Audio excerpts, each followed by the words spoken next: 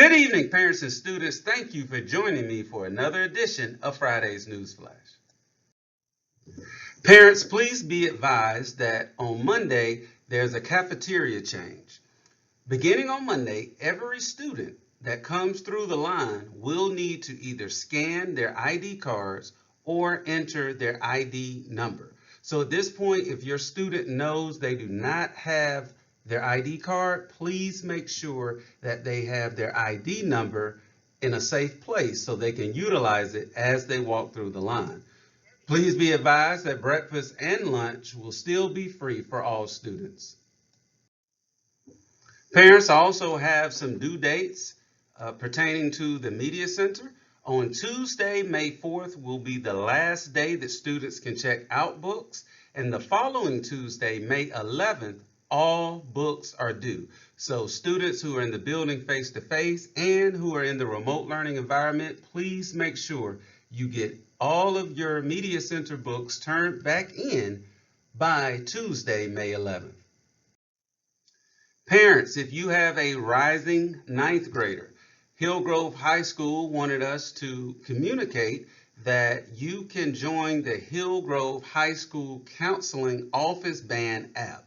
That app will allow you to stay updated on school counseling office information. I have provided the link in the summary email. So if you have a student going to Hillgrove next year, please make sure that you access that link to stay connected with all of the school counseling information. If you have a student interested in the Junior Hawk running camp, I have created an attachment with the summary email that will give you all of the information. It is going to be conducted from June 1st through the 4th from 8 o'clock to 12 o'clock at Hillgrove High School. But again, all of the information is attached.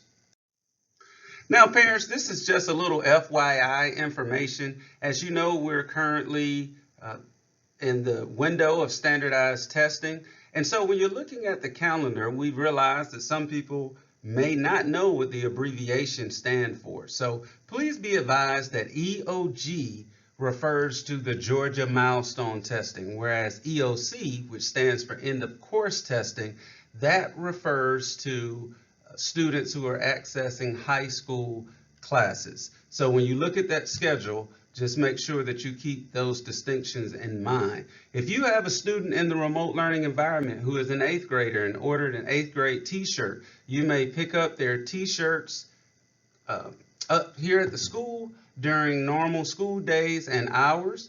Just as well, if you have a student who is a 7th grader who took the Iowa and Kogat test, those scores are up front as well. You would just need to come during regular school days and hours. Now, if your student was face-to-face here in the building, they've already received those Iowa Kogat scores to bring home.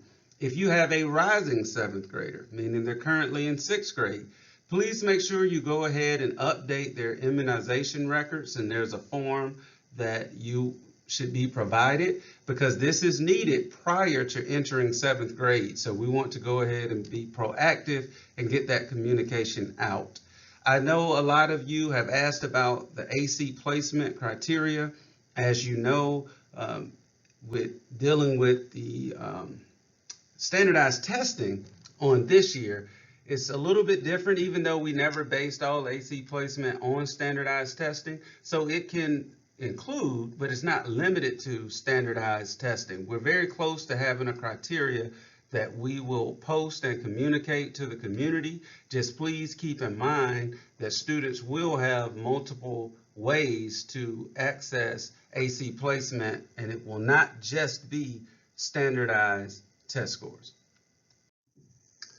Well, parents, that's really all that I have for now. Please make sure that you still access the summary email and also look for certain attachments. But there's a link in the summary email as well for the 8th graders who are going over to Hillgrove. As always, try the best you possibly can to unplug so you can retool, reboot, recharge, and get ready for Monday. But until then, I hope everyone has a great weekend and have a great evening.